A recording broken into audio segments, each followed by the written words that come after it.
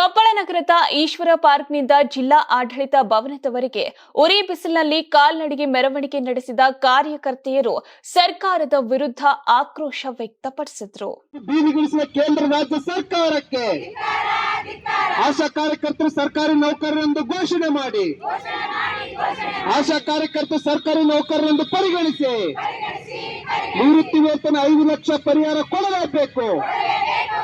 ಆಶಾ ಕಾರ್ಯಕರ್ತರು 5 ಲಕ್ಷ ನಿವೃತ್ತಿ ಪರಿಹಾರ ಒದಗಿಸಿ, ರಾಜ್ಯ ಸರ್ಕಾರ ಮಾತು ಕೊಟ್ಟಂತೆ ನಡೆದುಕೊಳ್ಳಿ, ಮಾನ್ಯ ಮುಖ್ಯಮಂತ್ರಿಗಳು ಮಾತು ಕೊಟ್ಟಂತೆ ನಡೆದುಕೊಳ್ಳಿ. ಮಾತು ತಪ್ಪಿದ ಸಿದ್ದರಾಮಯ್ಯ ಸರ್ಕಾರಕ್ಕೆ, ಮಾತು ಕೊಟ್ಟು ತಪ್ಪಿದ ಸಿದ್ದರಾಮಯ್ಯ ರಾಜ್ಯ ಕೇಂದ್ರ ಸರ್ಕಾರಕ್ಕೆ ಕನಿಷ್ಠ ವೇತನ ನಿಗದಿ ಮಾಡಿ. ಮುಖ್ಯಮಂತ್ರಿಗಳು ಆಶಾ ಕಾರ್ಯಕರ್ತರಿಗೆ ನೀಡಿರುವ ಭರವಸೆಗಳನ್ನು ಮಾರ್ಚ್ ಬಜೆಟ್ನಲ್ಲಿ ಜಾರಿಗೆ ತರಬೇಕು ಎಂದು ಆಗ್ರಹಿಸಿದ್ದಾರೆ.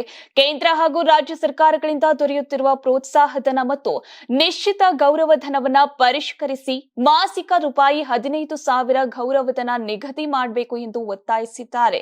ಪ್ರಸ್ತುತ 5,000 ಇರುವ ಗೌರವಧನವನ್ನು 8,000ಕ್ಕೆ ಹೆಚ್ಚಿಸಬೇಕೆಂದು ಅವರು ಬೇಡಿಕೆ ಇಟ್ಟಿದ್ದಾರೆ. ಇಂದು ನಾವು ಮಾರ್ಚ್ 6ರಿಂದ ಬಜೆಟ್ ಮಂಡನೆ ಇರೋದ್ರಿಂದ ನಾವು ಈ ತಿಂಗಳು ಫೆಬ್ರವರಿ 27ರಂದು ಹೋರಾಟವನ್ನು ಹಮ್ಮಿಕೊಳ್ಳಲಾಯಿತು. ಇದು ಮುಂಚೆ ನಮಗೆ ಅಧಿಕಾರಿಗಳು ಮಾತಾಡಿಕೆ ಕರೆದಿದ್ರು, ಆದರೆ ಅವರು ಯಾವ ನಮ್ಮ ಬೇಡಿಕೆನೂ ಪೂರೈಸಿಲ್ಲ. ನಾವು ಕಳೆದ 1 ವರ್ಷ ಇಲ್ಲಿಗೆ 14 ತಿಂಗಳಾಯಿತು ನಾವೇನು ಹೋರಾಟ ಮಾಡಿದ್ವಿ. ಮಾನ್ಯ ಮುಖ್ಯಮಂತ್ರಿಗಳಿಗೆ ನಮಗೆ 10,000 ಗ್ಯಾರಂಟಿ ಘೋಷಣೆಯನ್ನು ಮಾಡಿದರು. ಆ 10,000 ಕೂಡ 1 ರೂಪಾಯಿನೂ ಬಂದಿಲ್ಲ ಇಲ್ಲಿವರೆಗೂ. ಈಗ ನಮ್ಮದು ಬರ್ತಕ್ಕಂಥ ಪ್ರೋತ್ಸಾಹಧನ ಇನ್ನೂ ತಡವಾಗಿ ಬರ್ತಾ ಇದೆ. ಹಾಗಾಗಿ ನಾವು ಈಗ ಆಮೇಲೆ ಇದ್ರ ನಂತರ ಏನು ಮಾಡಿದರು, 7,000 ಆಶಾ ಕಾರ್ಯಕರ್ತರು ಅಂದರೆ ರಾಜ್ಯದಲ್ಲಿ ಒಟ್ಟಾರೆ 7,000 ಆಶಾ ಕಾರ್ಯಕರ್ತರನ್ನು ತರ್ಕಬದ್ಧಗೊಳಿಸುತ್ತೇವೆ ಅಂತ ಹೇಳಿ ಒಂದು ಪ್ರಣಾಳಿಕೆಯನ್ನು ಹೊರಡಿಸಿದ್ದಾರೆ. ಇದು ರಾಜ್ಯ ಸರ್ಕಾರದ ಬಂದಂಥ ಒಂದು ಮಾಹಿತಿ. ಕೇಂದ್ರ ಸರ್ಕಾರದಲ್ಲಿ ಈ ಥರ ಯಾವುದೇ ಒಂದು ಆದೇಶ ಕೂಡ ಇಲ್ಲ. ಆ ಆದೇಶವನ್ನು ಮೀರಿ ಇವರು ಈ ಥರ ಒಂದು ನಮ್ಮ ರಾಜ್ಯದಲ್ಲಿ ನಮ್ಮ ಆಶಾ ಕಾರ್ಯಕರ್ತರನ್ನು ತರ್ಕಬದ್ಧಗೊಳಿಸ್ತೀವಿ ಅಂತ ಹೇಳಿ ಒಂದು ಪ್ರಣಾಳಿಕೆಯನ್ನು ಕೊಟ್ಟಿದ್ದಾರೆ. ಇದಕ್ಕೆ ನಾವು ಯಾವ ಆಶಾ ಕಾರ್ಯಕರ್ತರು ರಾಜ್ಯದಲ್ಲಿ 42,000 ಆಶಾ ಕಾರ್ಯಕರ್ತರು ಯಾರೊಬ್ಬರು ನಾವು ಒಪ್ಪೋದಿಲ್ಲ. ಈಗ ಅವರು ಹೇಳಿದಂಥ ಡಿ ಗ್ರೂಪ್ ನೌಕರನಾಗಿ ನಮ್ಮನ್ನು ಪರಿಗಣಿಸ್ತೀವಿ ಅಂತೇಳಿ ಗುತ್ತಿಗೆ ಆಧಾರದ ಮೇಲೆ ತೊಗೋತೀವಿ ಅಂತ ಹೇಳ್ತಾರೆ. ಇವತ್ತಿನ ದಿನದಲ್ಲಿ ನಮ್ಮ ಆಶಾ ಕಾರ್ಯಕರ್ತರನ್ನೇ ಹೊರಗೆ ಹಾಕೋ ತಯಾರಾದ ಇವರು ಮುಂದಿನ ದಿನ ಡಿ ಗ್ರೂಪ್ಗಾಗಿ ತೊಗೊಂಡು ಒಂದು ಸ್ವಲ್ಪ ದಿನ ಕೆಲಸ ಮಾಡಿಸ್ಕೊಂಡು ಅವರು ಕೂಡ ಹೊರಗೆ ಹಾಕಲ್ಲ ಅನ್ನೋದು ನಮಗೆ ಯಾವುದೇ ಥರದ ಗ್ಯಾರಂಟಿ ಇಲ್ಲ. ಅವ್ರು ಯಾವಾಗ ಬೇಕಾದರೂ ನಮ್ಮನ್ನು ಹೊರಗೆ ಹಾಕ್ತಾರೆ. ಹಾಗಾಗಿ ನಮ್ಮ ಕೊಪ್ಪಳ ಜಿಲ್ಲೆಯಲ್ಲಿ ಯಾವುದೇ ಒಂದು ಆಶಾ ಕಾರ್ಯಕರ್ತರನ್ನು ನಾವು ತರ್ಕಬದ್ಧಗೊಳಿಸಲು ನಾವು ಬಿಡುವುದಿಲ್ಲ. ಇದಕ್ಕೆ ತರ್ಕಬದ್ಧಗೊಳಿಸೋದಕ್ಕೆ ನಮಗೆ ಒಪ್ಪಿಗೆ ಇಲ್ಲ. ಇದೇ ವೇಳೆ ನಿವೃತ್ತ ಆಶಾ ಕಾರ್ಯಕರ್ತರಿಗೆ ಪಶ್ಚಿಮ ಬಂಗಾಳ ಮಾದರಿಯಲ್ಲಿ ಏಕಕಾಲಿಕ ನೆರವು ನೀಡಬೇಕು ಎಂದು ಮನವಿ ಮಾಡಿದರು.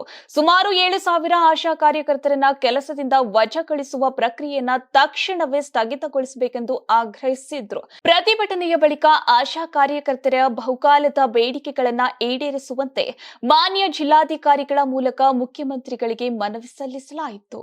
ಗ್ರೂಪ್ ಡಿ ನೌಕರರಾಗಿ ಕೆಲಸ ಮಾಡುವುದಾಗಿ ತಿಳಿಸಿ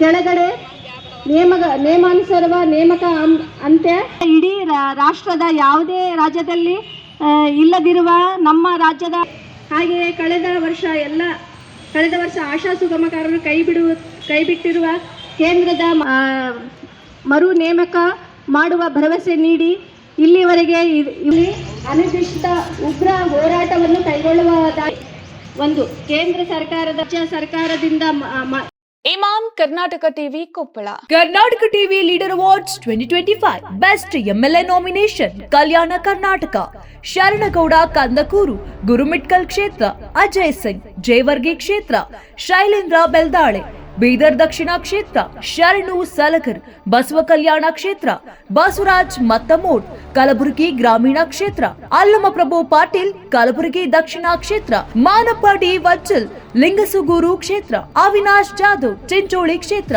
ಹಂಪನಗೌಡ ಬದರ್ಲಿ ಸಂದನೂರು ಕ್ಷೇತ್ರ, ರಾಘವೇಂದ್ರ ಹಿಟ್ನಾಳ್ ಕೊಪ್ಪಳ ಕ್ಷೇತ್ರ, ಗಣೇಶ್ ಕಂಪ್ಲಿ ಕ್ಷೇತ್ರ, ಕೃಷ್ಣ ನಾಯಕ್ ಹಡಗಲಿ ಕ್ಷೇತ್ರ. ಕರ್ನಾಟಕ ಟಿವಿ ವಾಟ್ಸ್ಆಪ್ ಚಾನೆಲ್ ಮೂಲಕ ವೋಟ್ ಮಾಡಿ ಹಾಗೂ ಇವರಲ್ಲಿ ಬೆಸ್ಟ್ ಎಂಎಲ್ಎ ಯಾರಂತ ಕಮೆಂಟ್ ಮಾಡಿ.